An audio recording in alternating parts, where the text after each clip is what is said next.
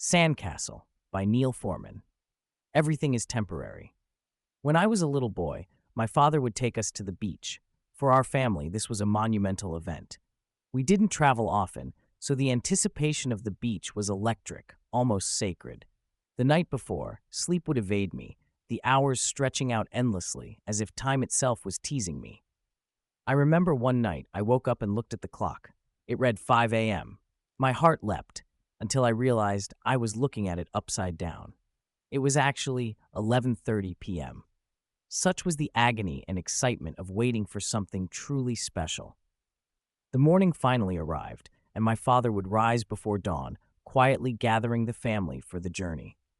The car was loaded with sandwiches and fried chicken, their aroma occasionally escaping into the cool tropical air as we drove with the windows down. The wind would sweep across my face, carrying with it the scent of the ocean and the promise of adventure. Arriving at the beach was like stepping into another world.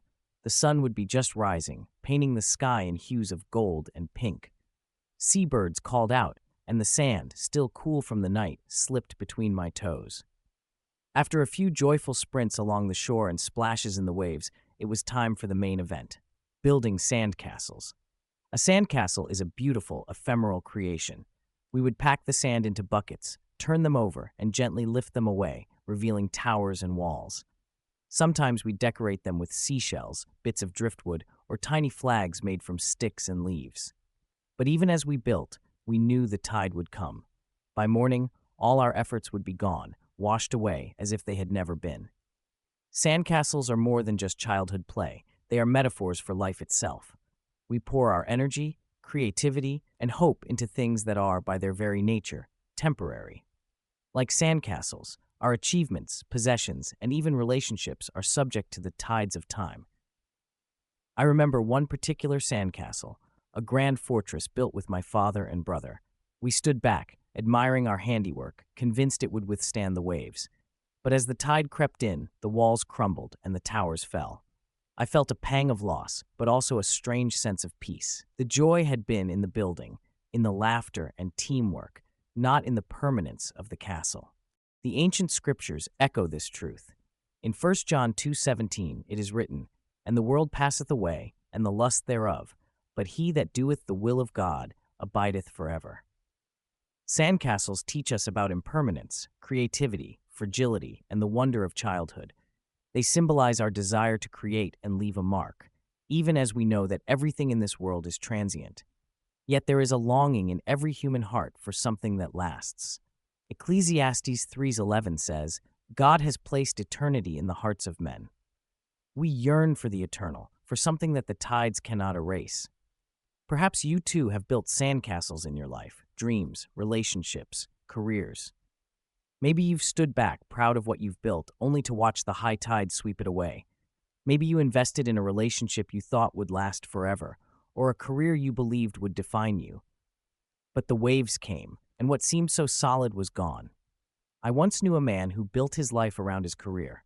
He rose early, worked late, and poured his soul into his job. But when the company downsized, his position vanished.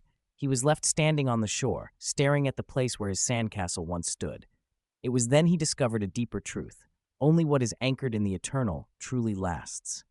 The Bible offers us hope that is an anchor for the soul, firm and secure. Hebrews 6:19. The rock of God's love and purpose is never swept away by the tides of change. Romans 8:38-39 reminds us that nothing, neither death nor life, nor anything else in all creation, can separate us from the love of God in Christ Jesus.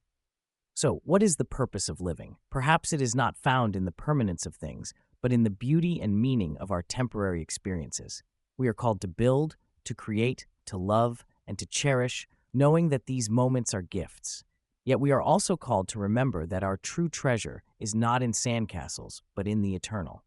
So go ahead, build your sandcastle.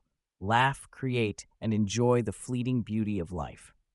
But remember, as children of God, we are pilgrims on a journey.